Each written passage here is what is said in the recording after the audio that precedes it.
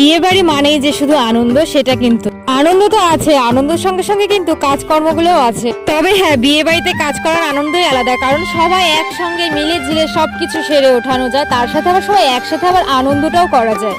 একটা বিয়ে বাড়ি যে কত কাজ থাকে, আর সেই সমস্ত কাজগুলো কিন্তু এক দুজন দিয়ে সেরে ওঠানো যায় না, অনেকে মিলে কাজগুলো করে। তো এতদিন তোমাদের আমার বৌদিকে দেখাইনি, এই হচ্ছে আমার বৌদি। তো আমরা এখন সবাই মিলে কিন্তু জল ভরতে চলে যাবো, আর এদিকে কিন্তু বৌদিকে রেডি করানো হয়ে যাচ্ছে, প্রায় শাড়ি পরানো কমপ্লিট। তো এখানে যা নিয়ম ছিল সেগুলোই করছে। আর হ্যাঁ, তোমাদের কিন্তু বলা হয়নি যে আমার দাদা পালিয়ে নিয়ে এসেছিল, যেহেতু পালিয়ে বিয়ে, তো আমাদের বাড়িতে বিয়ে বৌভাত সবকিছু একদিনে একসাথে।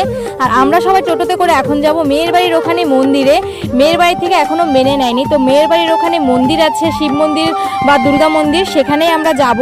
সেখানে মানে মন্দিরটার ওখানেই পুজো দিতে যাব আমরা সবাই মিলে। হ্যাঁ, এরকম একটু রাগ হয়, রাগ অভিমান, তবে হ্যাঁ পরে হয়তো মেনে নিবে। তবে মেয়ের হচ্ছে আত্মীয় স্বজন আসবে আর কি সম্প্রদান করতে, তো কিছু লোক আসবে আর কি। আর হ্যাঁ, যদি মেয়ের বাড়ি থেকে মেনে নিতে হয়তো আর একটা দিন আমরা সাজুগুজু করতে পারতাম, আর একটা দিন এনজয় করতে পারতাম, মেয়ের বাড়িতে যেতে পারতাম এবং মেয়ের বাড়িতে দাদাকে নিয়ে বিয়ে করিয়ে আনতে পারতাম, এটাই আর কি। তো আমরা দেখো এখানে যেখানে আমরা এখন এসেছি, এই যে সব মন্দির আছে, এখানে কালী মন্দির আছে, আর আমরা কিন্তু মেয়ের কাকা বাড়ি, মেয়ের বাড়ির সামনে আর কি। আমরা কিন্তু সবাই মিলে টোটো অর্ধেক রাস্তা টোটো করে এসেছি, তারপরে আবার অর্ধেক রাস্তা নাচতে নাচতে এসেছি।